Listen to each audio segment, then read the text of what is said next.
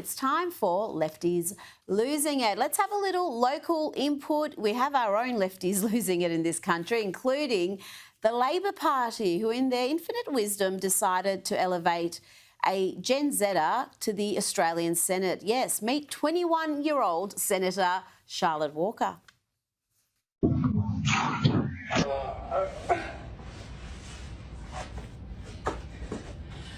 My name's Charlotte Walker. I'm a senator and I'm 21 years old. This is your sign to drink water, to eat your vegetables, to get a good night's sleep, to slay, and most importantly, to follow me. Fantastic, Charlotte. You know, just because something is a TikTok trend doesn't mean you have to do it. Let's now go to the world of academia and see how unashamedly racist the University of Minnesota Twin Cities has become. We've got an academic here who appears to have learnt a new word. That word is pandemic, and she decided to use it to condemn white people. Just count how many times she manages to say the word pandemic in less than 30 seconds of this racist rant. We posit that there is a whiteness pandemic behind the racism pandemic, and that this begins in the family system where young children are socialized into the culture of whiteness within white families. Our first recommendation is to remember that the whiteness pandemic is a pandemic. If you were born and raised in the United States, especially in a white family, then you've been raised in the pandemic, and you can play a role in halting and reversing this pandemic. I counted 6. What about you? And as always, if you're not comfortable substituting the word black for white in a statement like that, then perhaps rethink saying something so profoundly racist. Now, Hollywood actress Kate Beckinsale, who has been acting a little odd lately, here she is walking her dog wearing a bra and giant platform boots. Well, she's gone on Jimmy Kimmel's awful show to tell this awful story. I'm sorry for what you're about to hear. 2 eggs in a week is what the bright spot was. Who did? The boyfriend did. He laid 2 eggs in a week. Is that a British thing? Well, no, he's from New Jersey. He's a Jew from New Jersey. What does that mean, he's laid 2 eggs in a week? Well, he said, I've laid an egg. And, of course, I was like, OK, trying to pull focus on the cancer operation, you know. But it had a shell and a yolk. I have no words, nothing. News outlets are reporting that story seriously, including CNN. Let's stick with Hollywood and check out the latest meltdown from the cast of Wicked. It's not just Ariana Grande who is in perpetual tears. Watch here as the stars of the movie all sob together. It's this crazy realization when everyone's talking. What? I've been listening to you for so long. Cynthia. You're the voices I'm listening to. And we get to sit here and do this together. It's really wonderful. Well, it is for us, too. You create something that meant that we could have a dream come true. That's the dream. They really are quite ridiculous, aren't they? To Pennsylvania now, where the governor has signed a bill banning hair discrimination. Seriously. We know that this is an issue that disproportionately affects Black Pennsylvanians who wear their hair in protective styles like locks and natural braids or twists. And it can manifest itself in a number of different ways, from someone getting fired simply because of how they look, or maybe someone getting passed over for a job because of the way they wear their hair. That's unacceptable, and in a moment, it will be illegal. Yes, let's create more laws banning things that are not actually happening. Now, I don't know what Australia did to deserve this, but we've not only had the insufferable Kamala Harris visit the country twice since her failed presidential campaign, now we've got another insufferable whinger, Michelle Obama, making the trip down under. And you can hear her speak about just how awful her life was in the White House, how terrible it was to have a glam squad and be called upon to attend events. The inhumanity, I don't know how that poor woman survived. And for the measly price of $445, you can hear Michelle whinge endlessly about her charmed life. The cheapest tickets to these speaking engagements are $195, a bargain to hear profound musings like this. Here is Michelle in conversation with Jenna Bush. Say in the book, I kept my hair straight throughout the White House years so it would not be a distraction or a talking point. I knew there was absolutely no way that the first Black First Lady could show up in braids. Was that a hard choice for you? You know, it wasn't hard because the job was more important than the statement. Right. I wanted to make sure that my work spoke before my clothes or the way I showed up in the world, although I knew that the clothes sent a message. Yes. Joining me now is author and founder of Wrong Speak Publishing, Adam B. Coleman. Adam, I cannot imagine what sort of sad fool would be paying hundreds of dollars to hear Michelle Obama, who I think has really damaged her brand in recent years by doing so many of these interviews, doing her own podcast, and just endlessly whinging, often about trivial things. Yeah, I mean, she's still popular amongst a certain sector, especially amongst liberals. They like her for what she represents. They like her. Maybe there are times that she gives some sort of inspirational advice, at least in their eyes. From my perspective, I think that she complains a lot. And I find that she is incredibly disrespectful to her husband and is not necessarily modeling what a good marriage looks like, the way she talks about at least how she used to see him. When she says that she spent 10 years not liking him, that's not really a good example of a strong long-term relationship.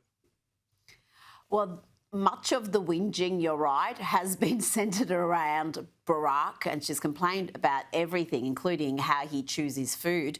Now, let's get to the biggest news of the day, the shocking attack on National Guardsmen in DC near the White House. Now, the alleged gunman has been ID'd. He is an Afghan national, Rahman Ullah Lakanval, who came to the US in the aftermath of the botched 2021 withdrawal by the Biden administration.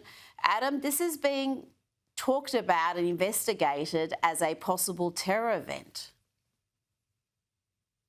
Yeah, it's still early on. This has just happened a matter of hours ago. And I usually like to say, give it 24 hours, more accurate information will come out. It's incredibly tragic to hear that this happened to our servicemen, especially in our nation's capital, when they are there to help keep that city safe. And while everyone, especially the Democrats, wanted to make this an attempt, they wanted to make the National Guardsmen being there as only being a political show. The reality is that it made the city safer. And even just their presence, even if it looks like, as someone complained online, even if it looks like they're just picking up trash because they don't have anything to do, their presence matters. And regardless, they don't deserve to die because someone is holding some sort of grudge. Oh, no. I mean, and the crime rate came down dramatically after they went to DC. That's undeniable. And even the mayor admitted that, and she was not in favour of them coming. Obviously, she's a Democrat mayor. Now, the alleged gunman, law enforcement authorities have said he opened fire and struck a female guard in the chest before shooting her in the head. He then fired at and struck the second guard before a third guard rushed to the scene and took him down. Now, this man was given sanctuary in the US after the chaotic withdrawal from Afghanistan. He entered the US under the Operation Allies Welcome program. Adam, it just shocks me that anybody who has been extended that kindness would repay that with this sort of behaviour. He was given a chance at a new life that so many other Afghans would have done anything for. Yeah, you're absolutely right. Being an immigrant and a refugee in any country is a privilege, not a right. And so, when you get welcomed to any country, if I go to some country as a refugee or as an immigrant, I should have a little bit of an allegiance to that nation that's given me a chance. But I will say, I have a lot of questions, even though this is early on. I have a lot of questions about the Biden administration actually vetting these people. What was the vetting process? Did they actually look into him and see what did he do? Was he one of those people who were just grabbing at the airplane and just trying to jump on just so they can get out of Afghanistan? But what was this man's ideology? What did he actually believe? What did he do to actually help us? These are things that we don't have the answers to today, but I wouldn't be surprised if we know more about him in a matter of 24 to 48 hours. Absolutely. And I remember at the time there was a great deal of criticism that these individuals weren't being vetted properly. The vetting was sloppy, sometimes near non-existent. So that was certainly criticism at the time. And you're right, in the coming days, I'm sure we'll find out a lot more. Now, I want to play you this clip from Democrat Elissa Slotkin on ABC. This was just over the weekend, just a few days ago. And here she is scaremongering about National Guardsmen, suggesting they may start shooting at American civilians. These videos coming out of places like Chicago, it makes me incredibly nervous that we're about to see people in law enforcement, people in uniform military get nervous, get stressed, shoot at American civilians. It is a very, very stressful situation for these law enforcement and for the communities on the ground. Adam, just how reckless has been the rhetoric of Democrats, activists, the media in whipping up hate and fear of law enforcement officers?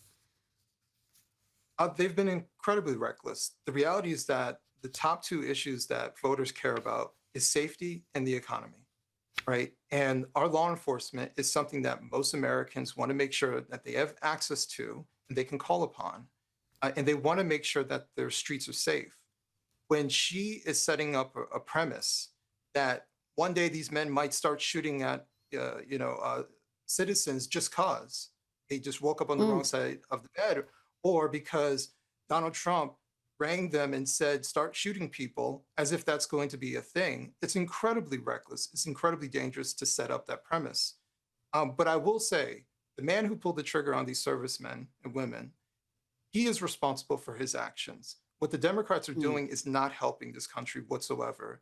And if they keep at this, we cannot be shocked if this happens again with someone who is from stateside, who is following some sort of propaganda nonsense that is coming from the left. Now, let's end on a lighter note.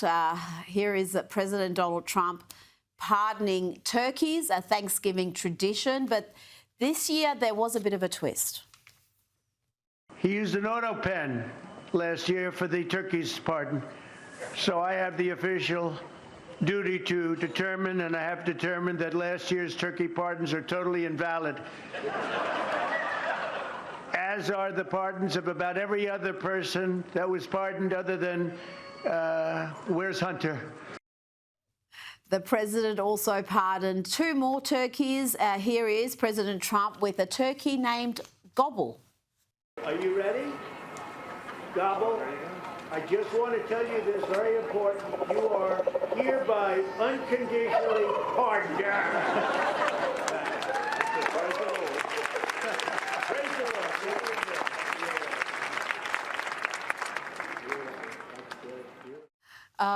He really is the funniest president, Adam, and he just adds an extra element to these traditions. Yeah, it's funny, as someone who used to be a Democrat, when you lose that Trump derangement syndrome, you start seeing him as he's a flawed human being who has a sense of humor, right? He's just like everybody else. And he's an American icon for a reason. He's always had a sense of humor. He's always schmoozed with the right people. He's always lifted people up who are around him. But he's also been bombastic, right? He's a mixed bag. But yes, he is definitely funny, sometimes accidentally funny, and sometimes purposefully funny, but he has a great timing. Absolutely. His comedic timing is very good. I've got to say it. I've heard comics, very good comics, say his comedic timing is masterful. Adam B. Coleman, always a pleasure. Thanks for your time.